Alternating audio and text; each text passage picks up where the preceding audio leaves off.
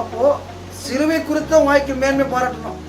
அல்ல உலகத்துல அநேகர் எதை குறித்து மேன்மை பாராட்டுவாங்க?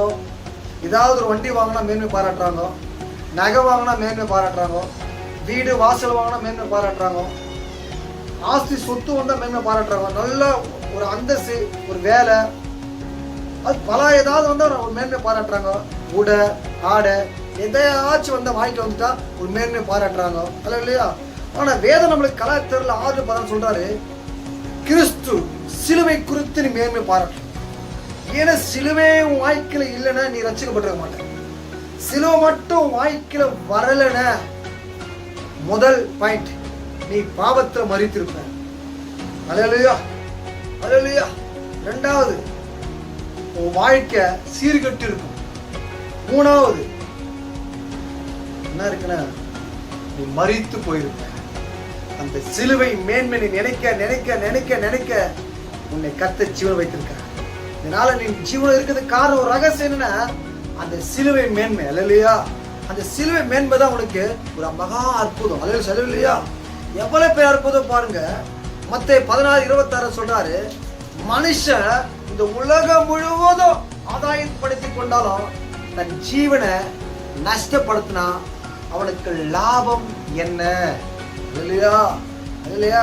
உலகத்தை இதை வாங்கலாம், அதை வாங்கலாம், அதை கட்டலாம், இதை கட்டலாம், அந்த இடம் வாங்கலாம், இந்த இடம் வாங்கலாம், அந்த நகை வாங்கலாம், இந்த நகை வாங்கலாம், அந்த உடை வாங்கலாம், இந்த உடை வாங்கலாம், மேன்மையா இருக்கலாம், செழிப்பா இருக்கலாம், அசதமா இருக்கலாம். இதை தான் ஒரு மனுஷன் ஆதாயப்படுத்துறான். இல்லையா? ஆனா மனுஷன் எதை விட்டு விடுறான்னு தெரியுமா? சிலுவை மேன்மையை விட்டுறான். இல்லையா? இல்லையா? வாழ்க்கையில நீ அன்றாட சாப்பிடுற, அன்றாட உறங்கி கொண்டிருக்கிற, அன்றாட இலைப்பாடுற, அன்றாட வேலை செய்ய எல்லாம் பண்ணி கொண்டிருக்க அன்றாட. ஆனா வாழ்க்கையில என்னைக்காச்சும் ஒரு நேரத்துல உன் ஜப நேரத்திலயோ உன்னுடைய கிடைக்கிற நேரத்தையாச்சு நீ அமர்ந்து வேத வாக்கியத்தை எடுத்து இந்த கலாயத்தில் சொன்னது போல 6:14 சொன்னது போல இந்த சிலுவை குறித்து மேன்மை உனக்கு இருக்குதா? என்மான தேவனுடைய பிள்ளைகளே, உன் சிலுவை மேன்மையை அதை புரிந்து கொள்றியா? இல்லையா? எவ்வளவு அற்புதமாக வேதம் சொல்லப்படுது பாருங்க. சிலுவை பாருங்க. அன்று எகிப்து தேசத்துல வந்து இஸ்ரவேல் ஜனங்களை மோசே வழிநடத்தி கொண்டு வர. அல்லேலூயா, அல்லேலூயா. எதுக்கு வழிநடத்தி கொண்டு வர்றாருன்னா, மோசே சத்தத்துக்கு ஜனம் கீழ்ப்படுக்கா கிடையாது, மோசே மேன்மைக்கா ஜனங்களை கொண்டு வரல.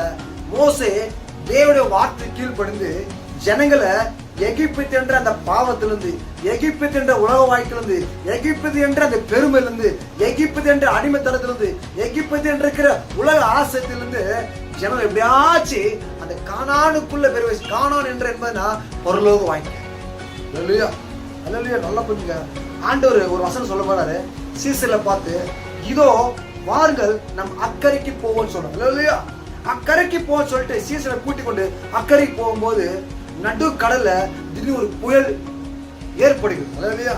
அந்த புயல் நிமித்த பாரு, படகு கழுவத்தக்க வெகு காற்றடிக்குது, கடல் பொங்குது.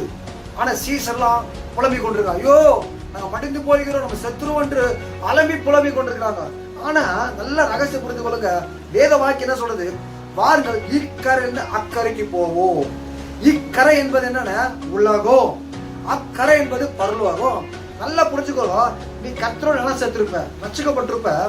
ஆனா ரட்சிக்கப்பட்டு என்னன்னு ஐயோ வாழ்க்கையில கஷ்டம், துக்கம், வேதனை, வியாதி அலம்பி புலம்பி கொண்டிருக்க அன்பான தேவனுடைய பிள்ளைகளே, வேத வாக்கியம் என்ன சொல்லுது?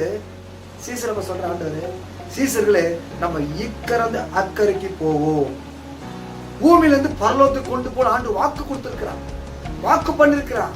அந்த வாக்கு பிரகாரம் பாருங்க, புயல் நடு கடல்ல பாருங்க, புயல் அடிக்குது, கடல்ல அலும்புது, முழுகத்தக்க அலை வீசுது, எல்லாமே பண்ணுது. சீசருங்க பதறி என்ன பண்றாங்க? ஐயரே ஐயரே மடிந்து போகிறோமே என்றார். அல்ல நல்லா புரிஞ்சுக்கோங்க. இந்த பூமியில நீ இருக்கும் போது ஒருவேளை பாவத்துல சாபத்துல வாங்கியிருந்த இயேசு உன் உள்ளத்துல வந்துட்டாரு. உள்ளத்துல வந்த பிறகு பாருங்க என்ன வாக்கு கொடுத்திருப்பாரு? இந்த பூமியில உன்னை பரலோகத்துக்கு கொண்டு வாக்கு கொடுத்துருக்கேன் இல்லையா?